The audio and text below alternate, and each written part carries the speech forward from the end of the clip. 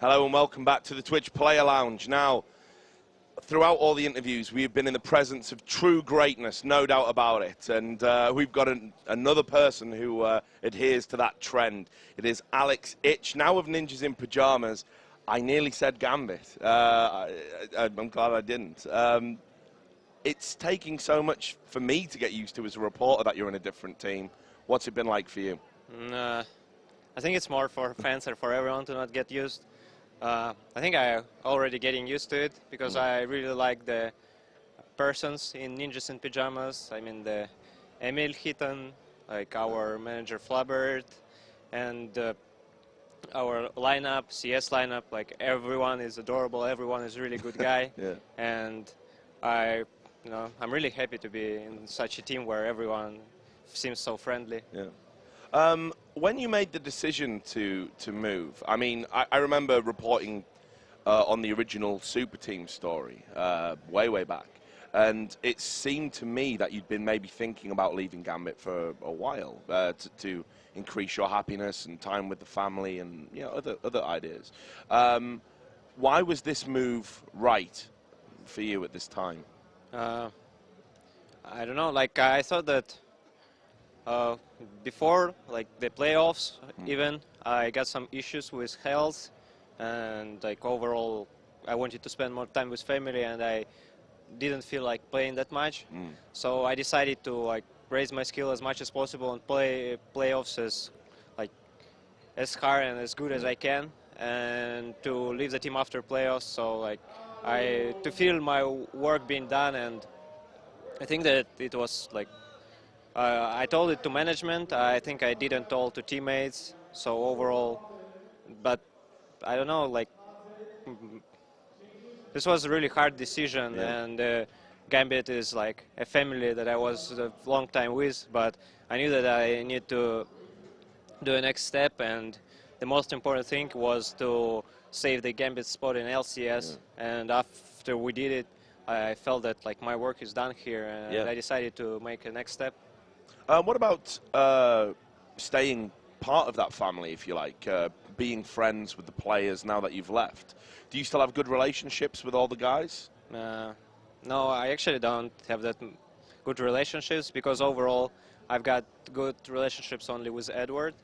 And I think we will start speaking with him more like afterwards, after some time passes, because like I think he still feels like I didn't speak to him when he left the team, so he doesn't speak to me. But I think we will fix that soon, so it will be fine. That's good. I mean, I think it is strange. I think people don't realize how intense being in a team can be. You know, it's especially if you live together and you hang out all the time and you're playing together and you're practicing. It's very stressful and it can put strain on relationships. Yeah, I think more time you spend with the team, like more stress of each other you get. I think it's the same as you can compare it with relationships with girl. Like it's kind of the same, and you find all the problems and they just like stuck up, and then they come in some burst of emotions afterwards. Especially like you all see the problems when you are winning, but when you start losing, and if you keep losing, then you see more and more problems. And if you like don't know how to solve them, or like it takes some time to solve them, then like you understand that it's time to just step over, and maybe like my step will even increase the team because they will like shake up, and I don't think that, for example, NIQ is worse than me at mid lane. So I think that Gambit, if they will like strategize properly and will fix their problems, they will be even better than they were with me at that moment. So and for me it's really good shake up too, because I feel better at top lane and I feel better playing right now than I was in Gambit lately.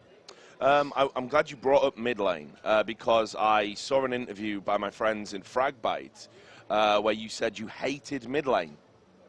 Yeah, but it's more, I meant more about right now, because of course after Nugdak left the team I was trying the mid lane and it didn't really go that well, and I really was demotivated. Like when I was playing at mid lane I wasn't even speaking, and we got huge communication problems because I felt really bad of playing in mid, so we decided to just switch me back to top lane, and it went really well.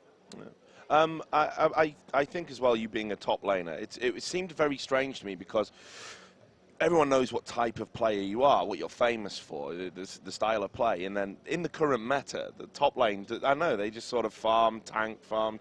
It seemed very weird sort of that you would transition into that role. Do you ever get bored playing top lane now? I don't know. Currently, top lane is more about the bruisers that can soak a lot of damage and still do a lot of damage themselves.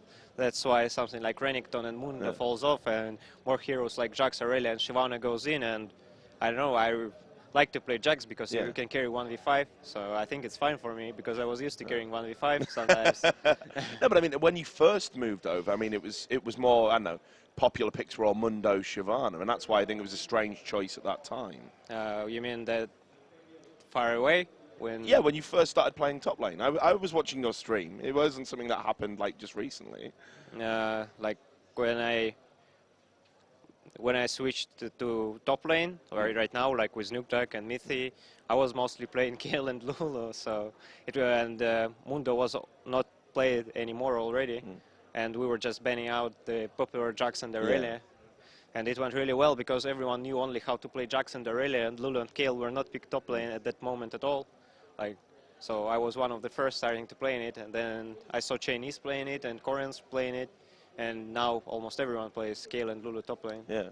Do you often look to sort of Asian players to inspire your style of play? You know, Koreans, Chinese people. I actually seldom watch Chinese because I don't think that they're that good. Right. I think that sometimes it's really strange what they do because it's more, I think, comfortable for them because of the way of aggression they're doing. That's why I don't think that it will suit like European playstyle at all. That's why I don't watch it that much. Maybe they're not bad, but overall their aggression is too much. If I will play like that, I will just be 0-10 every game, and it won't go that well. So I more try to watch Korean playstyle because I really like their rotations and their like rotation way of playstyle. And I think that strategical play is better than overall mindless aggression. Now, we touched on it a little bit earlier, but obviously moving to a new team, huge transition for you personally. But you've moved to a different country as well. You know, you're living in Sweden now, so that's a massive choice. I mean, how have you been settling in? At the moment, I'm just living in gaming house, so it's not much of a problem. And of travel, like I'm watching for apartments for my family, and I'm waiting for my son to be done with passport, so we will apply to visa with the whole family.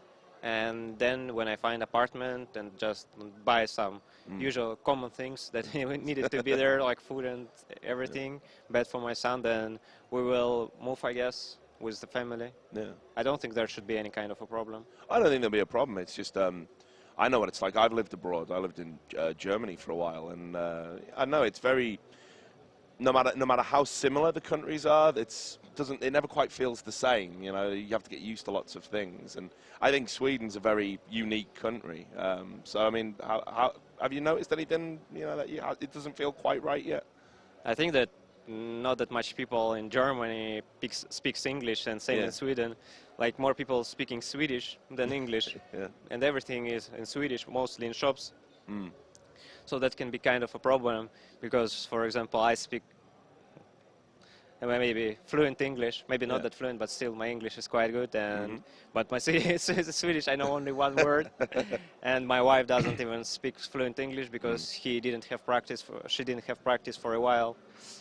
So that can be kind of a problem. But I think that maybe we'll go for courses of Swedish, or maybe we'll just have some help from NAP for us. So we will handle it somehow. Good. This is perhaps a difficult question to ask, but I'm known for asking difficult questions, so you'll have to indulge me, and I apologize. Obviously, we know about what happened with Nukeduck and Mithi having to leave the team. And I know that they had a reputation when you joined, and they sort of said they weren't going to do that kind of thing anymore, and then the ban came in and they have to leave the team. Do you feel that they let you down because you really committed not just to the team but them as people, and then obviously that happened?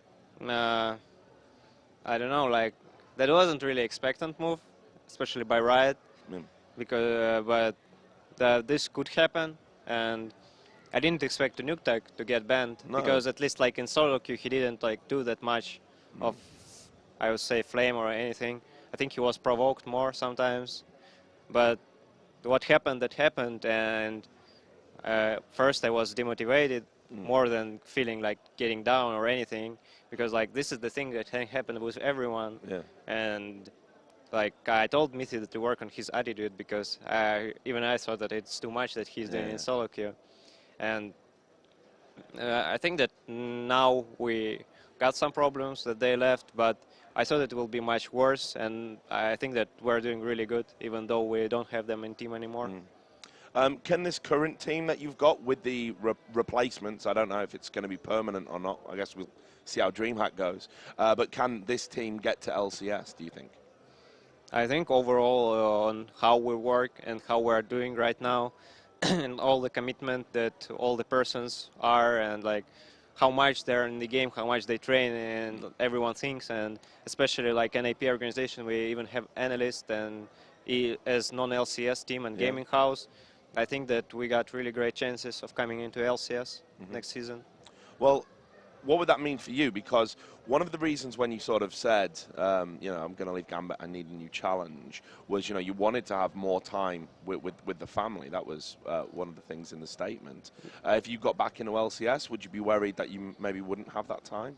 I think that if I will live in Europe, then I will have more time with family anyway, because the problem in Gambit is that like only traveling took around 24 hours, and like this is one whole day, so it is 6 days left, and then 2 of those days is LCS, so it's 4 days left, and then out of that 4 days you need to train like 10 hours, so it's around, you know, 6 hours with family, maybe a bit more. Wow.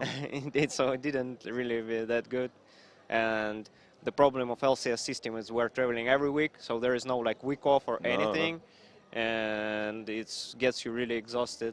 And I think that's the problem of the team overall. I think that most of the players are exhausted overall, and that's why they lose motivation of playing. That's why most of problems are coming in, even if like I mean it's mix of problems, of course, like not strategizing well, not having like gaming house, not having proper analyst and proper like coming into the game. But I think that like if we at least didn't have that problem with traveling, it would be easier to fix other problems, and maybe we wouldn't get so much, you know, annoyed and stressed all the time.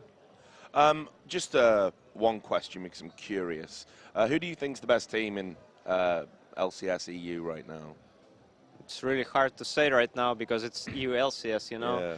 Even an ALCS is going EU LCS this season. Yeah, exactly. And I would say that maybe I would mix up Alliance, SK, and Fnatic, because Fnatic did really, really good picks the last games, and even though I think they lost to Alliance, it was some kind of really base rate throw, I would call it. And I think that Fnatic is just grown up really well with their strategy, but I'm not sure if they got anything else in their pockets, because they used one strategy both games, and it worked really well for them. Okay. Well, look, just some sort of final thoughts. I'm glad that you have found a new home, and you seem much happier, a lot more relaxed. And it's really good to see from a journalistic perspective, especially. I know you need to do shout-outs and thank sponsors and fans and everyone else, so I will let you do that now. I want to thank NAP, and my wife, of course, for helping me, and all our fans for watching us, and all sponsors. Thank you very much. Awesome. Well, look, great to talk to you. I hope that you're very successful with NIP. I wish you all the best. And to everybody out there, do stay tuned to the Twitch Player Lounge. We're going to have more interviews like this one from here at Dreamhack Summer.